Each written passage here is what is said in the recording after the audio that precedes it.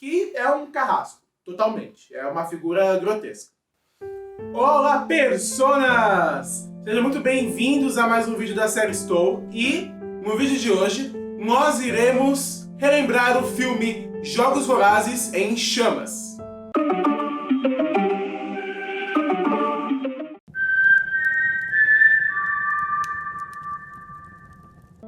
Visto por muitos como o melhor dos filmes da saga Jogos Vorazes, Jogos Vorazes em Chamas, ou se ainda quiser, Jogos Vorazes, o inimigo agora é outro, foi lançado em 2013, um ano após o primeiro dos filmes da saga.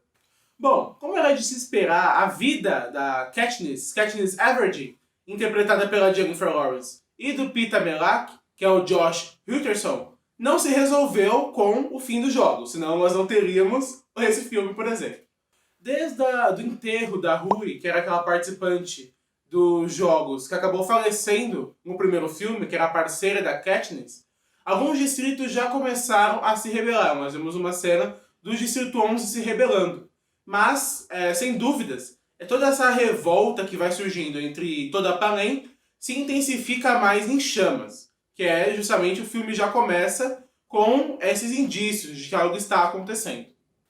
Visando então controlar essa situação, o presidente Snow, nosso querido Donald Sutherland, ele então visita a Katniss no Hall dos Vitoriosos do Distrito 12, dá uma ameaçada ali, ele inclusive fotografa ela grava ela beija do Gale e tudo mais, para que durante a turnê da vitória dela com o Peeta, eles tentem acalmar a situação nos distritos.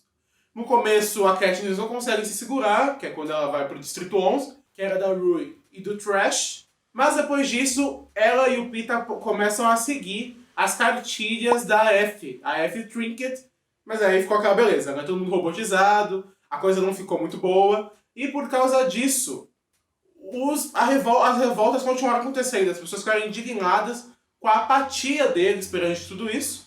E vemos que o plano do Snow não deu certo, né? Ele que queria que a Katniss não convencesse a Panem que eles estavam apaixonados, mas que convencesse a ele que eles estavam apaixonados. E o plano foi um grande fracasso. Outro ponto importante de Em Chamas que nós temos que dar uma olhada são os massacres quaternários, porque é um dos tópicos centrais desse filme.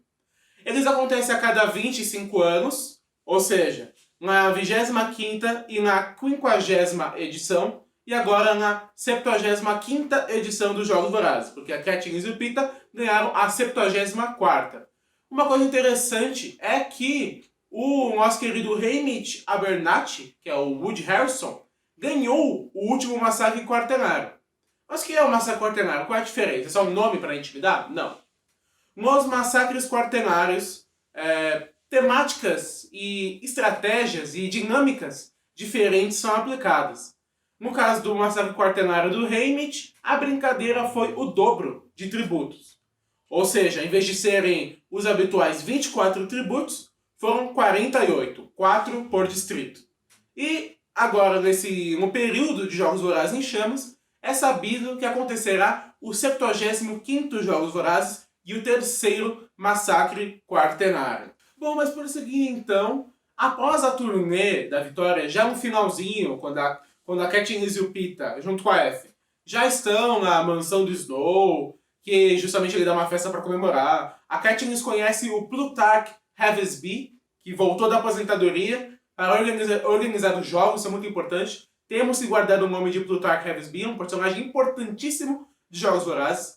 Mas enfim, aí tem os fogos de artifício e tudo mais. Ela olha para o Snow e naquele momento ele acena a cabeça enquanto sorri. E nós sabemos que não deu certo, toda a atuação dela foi para nada. E enfim, ele prometeu punições, mas vai ficar no ar.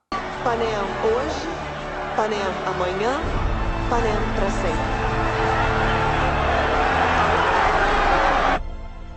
O filme corta então, eles já estão de volta ao Distrito 12, todos em suas respectivas casas, Haymitch, Peeta e a Katniss, e o presidente Snow anuncia para toda a Panem como que funcionará o terceiro massacre quaternário. E ele anuncia que que os vitoriosos dos jogos anteriores terão que disputar. E aí fica a pergunta, que acho que podemos concordar que foi uma vingança. Porque tanto a organização dos jogos quanto o Snow dizem que os temas dos massacres quaternários são definidos com muita antecedência. Mas o que é mais provável é que, para tentar diminuir o problema, ele resolveu colocar a Katniss e o Peeta, ou a Katniss e o Haymitch. De qualquer jeito a Katniss estaria lá, porque ela é a única tributo vencedora feminina do Distrito 12, para se livrar dela de uma vez, já que ela conseguiu dar aquele engodo com as Amoras no final de Jogos Vorazes.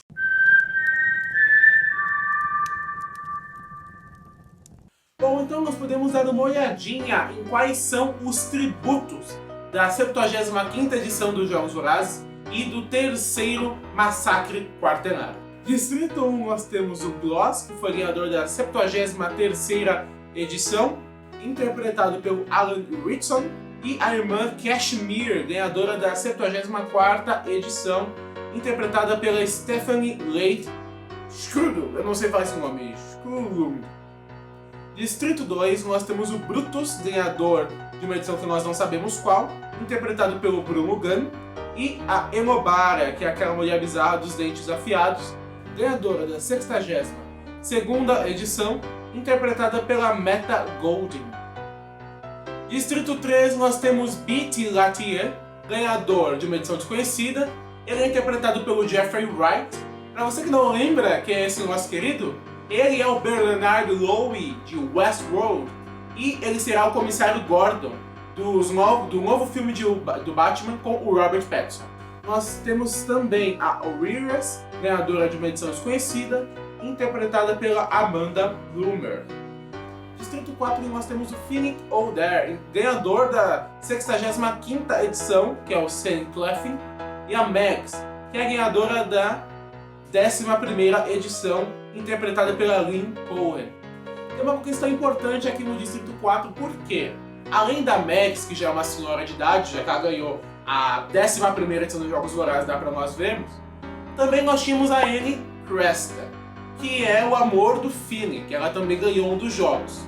Mas a Annie ela ganhou a 70ª edição, mas isso abalou muito ela, porque ela viu a morte do companheiro dela de distrito e ela nunca se recuperou muito bem.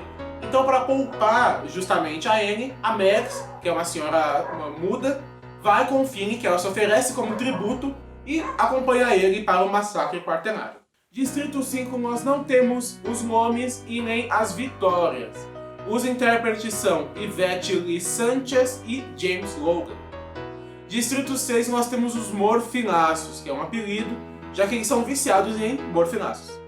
Não sabemos o nome dos personagens, mas são interpretados por Justin Hicks e Megan Hales. Distrito 7, nós temos Johanna Mason, ganhadora da 71ª edição, interpretada pela Jenna Malone, e o Blight, ganhador de uma edição desconhecida, interpretado pelo Bobby Jordan.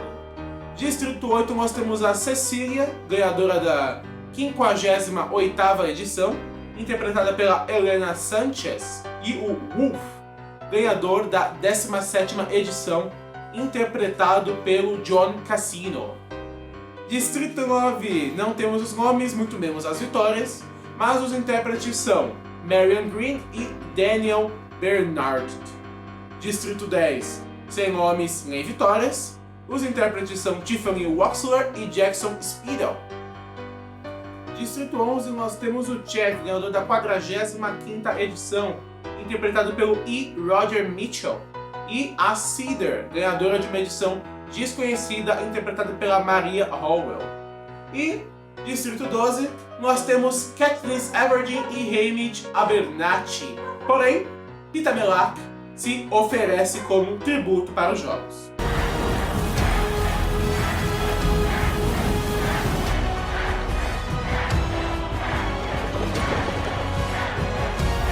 Bom, mas antes de nós partirmos de fato para os jogos, temos que ainda pontuar algumas partes. E é por isso que nós trazemos para a pauta novamente o Plutarch Heathersby, um dos melhores personagens.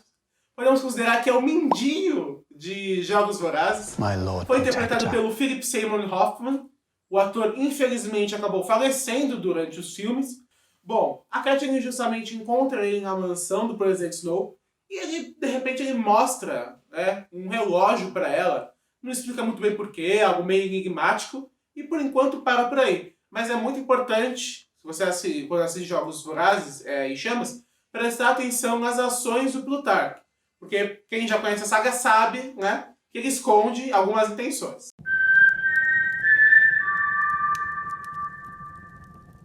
Mas agora, fazendo uma breve interrupção no vídeo, não se esqueça de curtir, comentar e compartilhar.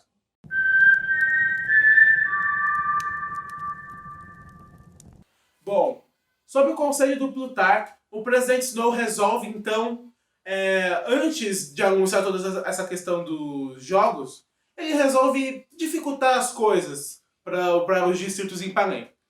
Ele troca então toda a guarda de pacificadores do Distrito 12, substituindo a liderança do local, que era uma liderança, como nós sabemos, né, já acostumada com a região, quem quer rir tem que fazer rir e tudo mais.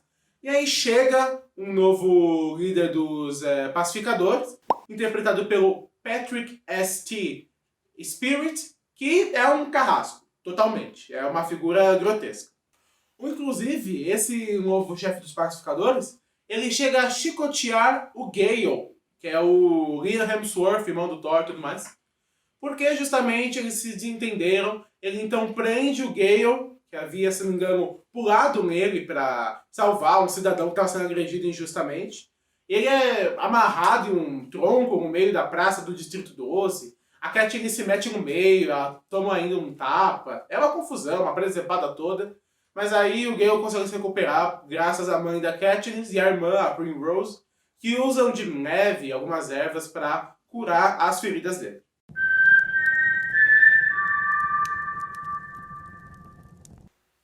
Bom, já na capital, quando já tem toda a revelação que eles serão obrigados a participar dos jogos, eles conhecem todos esses outros tributos que nós vimos. Alguns que são amigos de longa data do Haymitch. E isso também é um ponto importante. A questão é que ninguém queria voltar aos jogos, nem mesmo os tributos que eram os carreiristas, que são os irmãos do Distrito 1, por exemplo. Por isso, eles resolvem usar uma abordagem diferenciada antes dos jogos começarem. Todos os tributos eles se unem, dando as mãos, se mostrando como uma grande família que é amada pela capital e pelos distritos.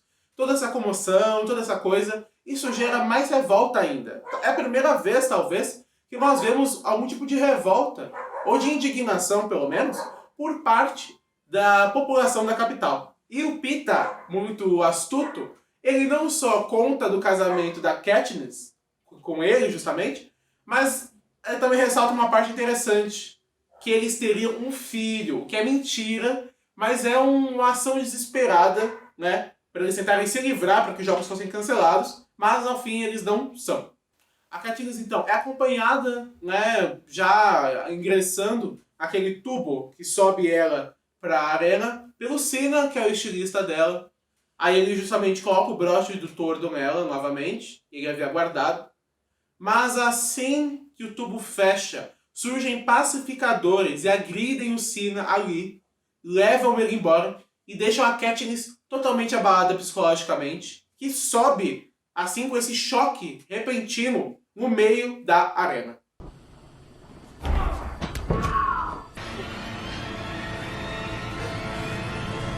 A arena dessa edição de Jogos Vorazes é bem mais criativa do que da edição anterior. A Cronocop ela fica no meio de uma espécie de lago, assim, simulando uma praia, com algumas faixas de terra em volta, que é onde os tributos surgem, né, os vencedores.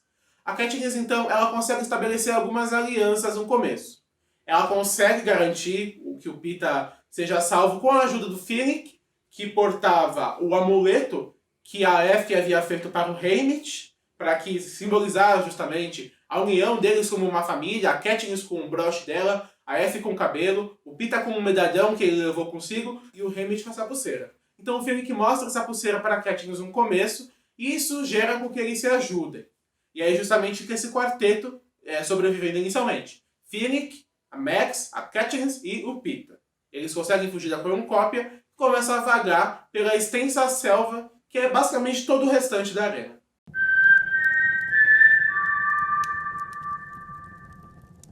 Nesse meio tempo ocorrem algumas presepadas, né? Já sabemos que isso é bem comum, sempre tem alguma confusão. Nos últimos jogos foi a Katniss e a Rui, coitada. Nesse, os organizadores estavam preparados, estavam com sangue nos olhos. Por quê?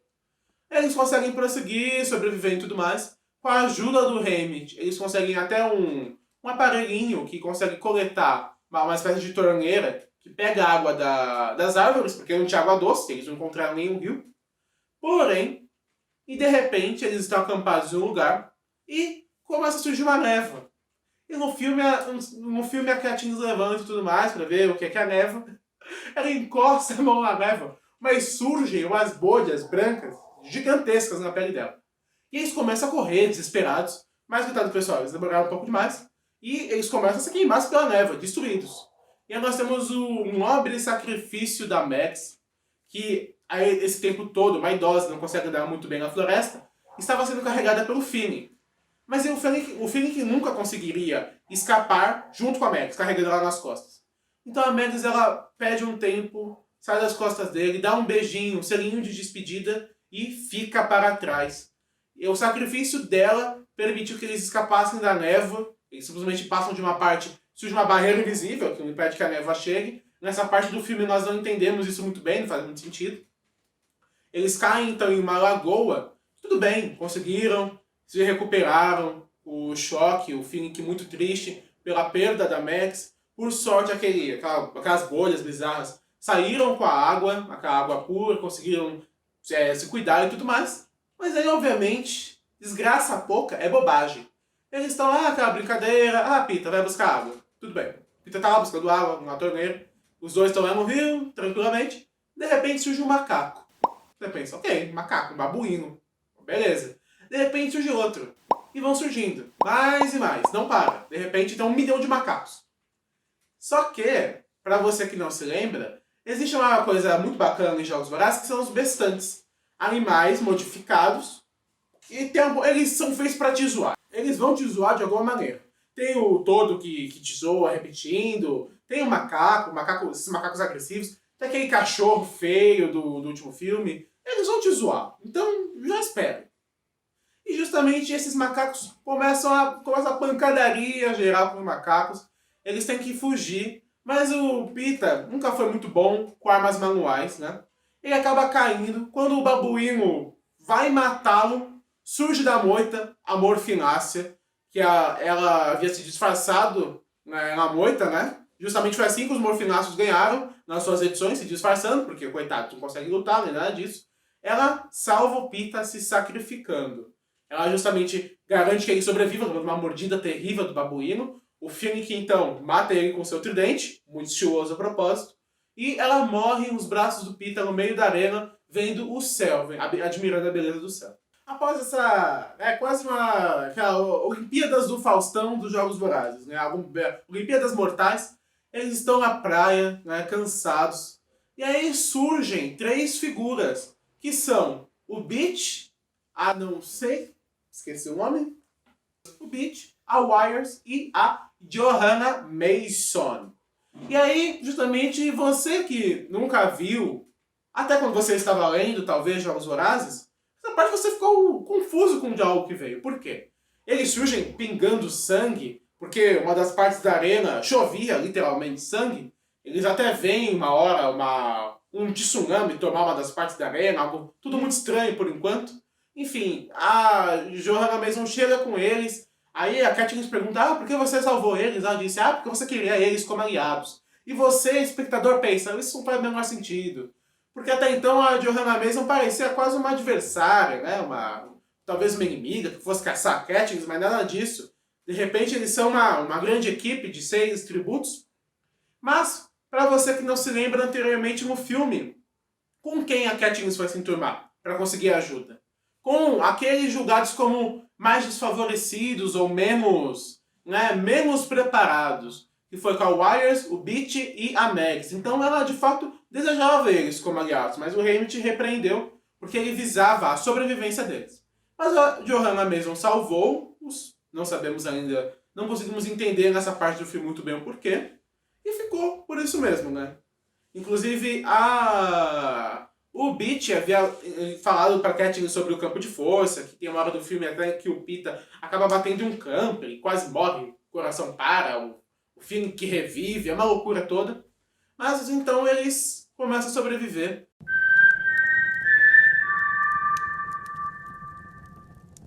E eles vão se armar na cornucópia, pegar mais algumas coisas. E o que eles fazem então? Na cornucópia eles estão discutindo, porque o Beach tem um plano, que nós já vamos ver qual é. Mas antes disso tem uma parte muito boa do filme, que é a Wires. Ela havia ficado meio em estado de choque, talvez por ter uma nuvem de sangue tendo caído nela. Mas ela tá falando toda hora, tic-tac, tic-tac. Ela só fica falando isso. E a Katniss está lá limpando ela e tudo mais. E ela descobre o que quer dizer o tic-tac. Por quê? Como nós dissemos nesse vídeo anteriormente, o Plutarque havia mostrado um relógio para Katniss. Por que um relógio, você pergunta? E eu te respondo. A arena, se você reparar, cada parte dela acontecia alguma coisa. Assim como... Por que acontecia uma coisa em cada parte da arena? Porque a arena era um relógio e obedecia uma sequência lógica. Sempre que era meio-dia, meia-noite, por exemplo, caía um raio em uma das árvores mais altas. Uma hora antes, uma parte da arena era alagada e por aí vai. Então cada parte da arena era acionada em um horário do dia. E a Wires descobriu isso. Victor.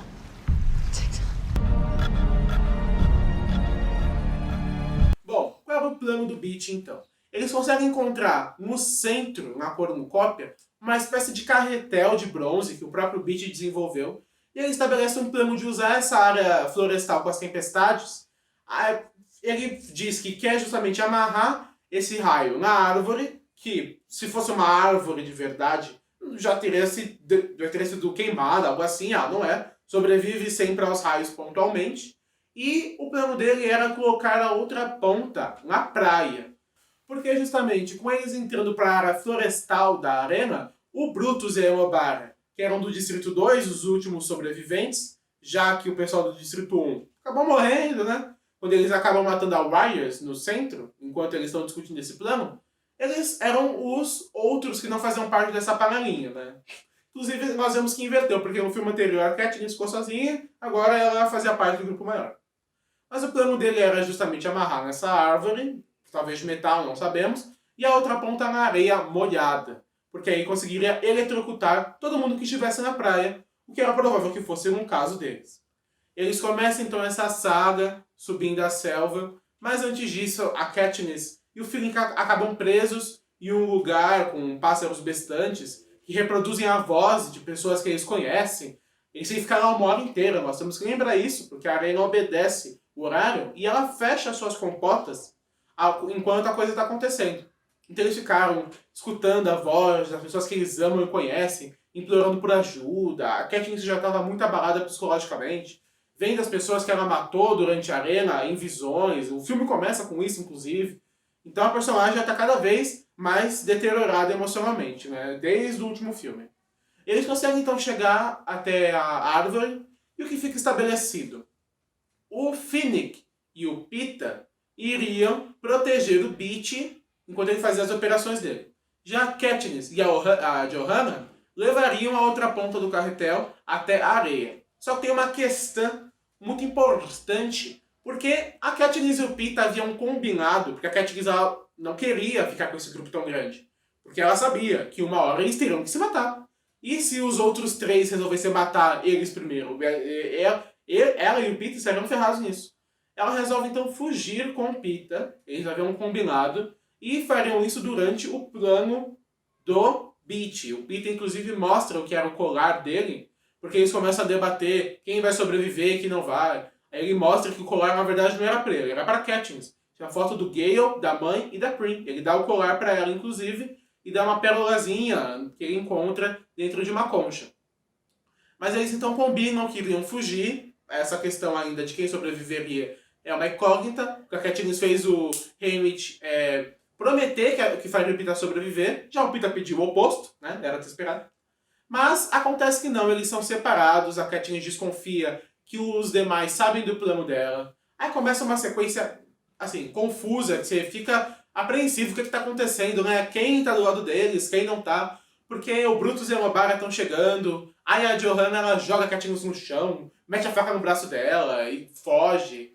Ela manda a Katniss ficar abaixada ali, porque eles quebraram o carretel. Ela consegue então, com o braço aberto, sangrando, voltar pra lá. Ela vê o Beach com uma faca enrolada nesse carretel, caído no chão, porque ele tentou ir contra o campo de força, aparentemente. E ela não encontra o Pita ali. De repente, então, eles começam a escutar os raios e aparece o Finnick. Ela mira, então, o Finnick e ele repete a frase icônica, que é: se lembre quem é o verdadeiro inimigo. Essa frase que é repetida várias vezes durante o filme, é falada pelo Haymitch, é falada por outros tributos. O Finnick fala nesse momento e aí que a Katniss compreende quem é o verdadeiro inimigo. Porque o verdadeiro inimigo não são os outros tributos. O verdadeiro inimigo, o outro, agora mudou o inimigo agora é outro, sempre é a capital.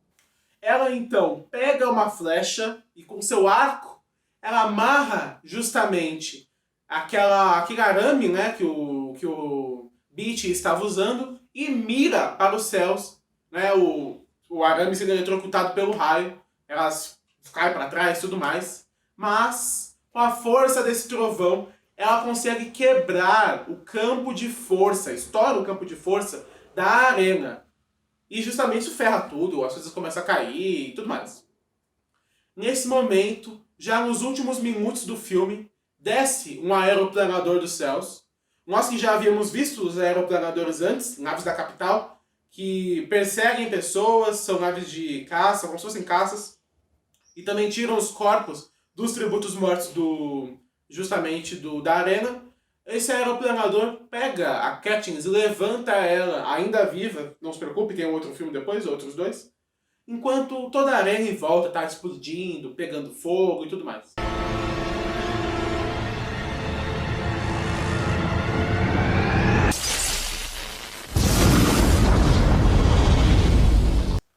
Dentro do aeroplanador, nós vemos 3 figuras. A Katniss acorda e tudo mais, vê o Beach do lado dela, assim, hospitalizado, e nós vemos 3 figuras conversando. Plutarch, Haymitch e o Finnick. Que agora veio o grande plot twist do filme. E é por isso que o Plutarch é o mindinho de Jogos Vorazes, porque ele enganou até o Presidente Snow. Nós vemos então eles conversando e compreendemos sobre a questão. O Plutarch voltou a ser organizador dos jogos, como ele disse, a Katniss o inspirou, mas ele fazia parte de um complô para justamente unido aos tributos, os vencedores, enganar a capital e tirar o Tordo, como ela é chamada, a garota em chamas, dali. Ele então justamente estabelece com todos os outros esse plano, e a questão é que a Katniss tinha que sobreviver. Essa era a meta de todos. Todos os tributos que se uniram à conspiração tinham isso como meta. Por isso, Amor Final se sacrifica, por isso que todos os outros agem defendendo a Katniss. Inclusive o pessoal do Distrito 11 fazia parte do plano. Os 2 tributos do Distrito 7, que é a Johanna e o parceiro dela, faziam também. O Beach e a Wyers também, a Max e o Finnick e o próprio Haymitch. Ela e o Pita não sabiam.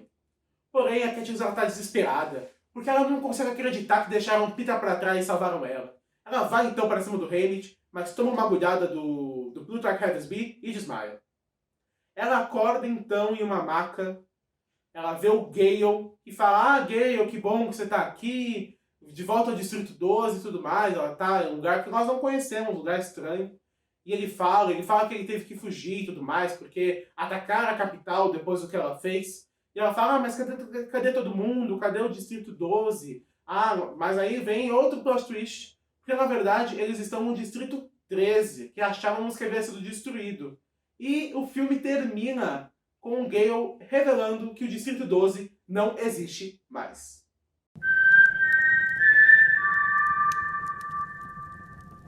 Bom, mas por que o Distrito 13 existe ainda, né? Isso justamente é algo estranho, porque desde o primeiro filme já é estabelecido que ele foi destruído durante os Dias Sombrios.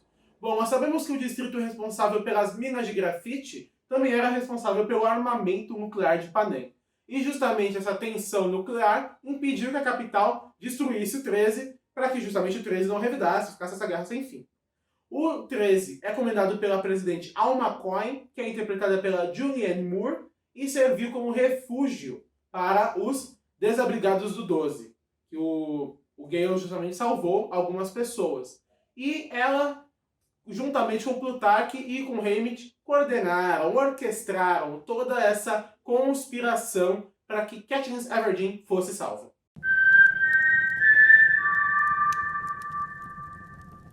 Bom, mas qual foi o impacto de toda essa narrativa para a história? Se para mim já vinha um clima de guerra civil, algumas coisas nervosas acontecendo, a guerra agora é iminente. Com os Jogos Vorazes, que é justamente o pão e circo máximo da capital, sendo destruído, devastado, e o presidente sendo enganado por um organizador, a terraplanagem do 12 é justamente o prelúdio da guerra que nós veremos em A Esperança. Bom, o que a crítica achou de Jogos Vorazes em Chamas na época? É um consenso que as atuações melhoraram grandiosamente. Os atores, já mais à vontade com seus personagens, conseguiram se entregar muito mais. A adição do Jeffrey Wright na saga foi um ponto muito positivo. Ao lado dele, as atuações do Philip Seymour Hoffman, do Woody Harrelson e do Donald Sutherland são, sem dúvidas, as melhores da saga Jogos Vorazes. Um ponto extremamente positivo. Outra questão interessante é que os efeitos melhoraram, né? A gente pode comparar uma questão, acho que talvez o mais gritante de efeitos, que sejam aqueles babuínos pulando e os cachorros feios CGI de Jogos Vorazes. Dá pra ver a evolução que teve. Até na roupa da Katniss e do Peeta, o fogo é mais realístico, a capital já é algo mais grandioso e tudo mais. Porém, em Chamas tem um pequeno problema, talvez provavelmente o maior dos problemas do filme, mas que você pode enxergar sob outra ótica. Porque é um filme do meio, né? Já que são 4 filmes, ele nem é do meio em si, né? Ele deveria ser, mas a Esperança foi dividida em 2. Então é importante que ele seja visto como parte de uma saga. Porque ele não tem exatamente um começo e nem exatamente um final, né? Porque a Katniss ir para o Distrito 13 não encerra nada. E justamente por isso, assim como em Senhor dos Anéis, As Duas Torres, ou Star Wars, O Império Contra-Ataca, ele não pode ser visto fora da franquia Jogos Vorazes, não como um filme separado, mas como parte de algo maior.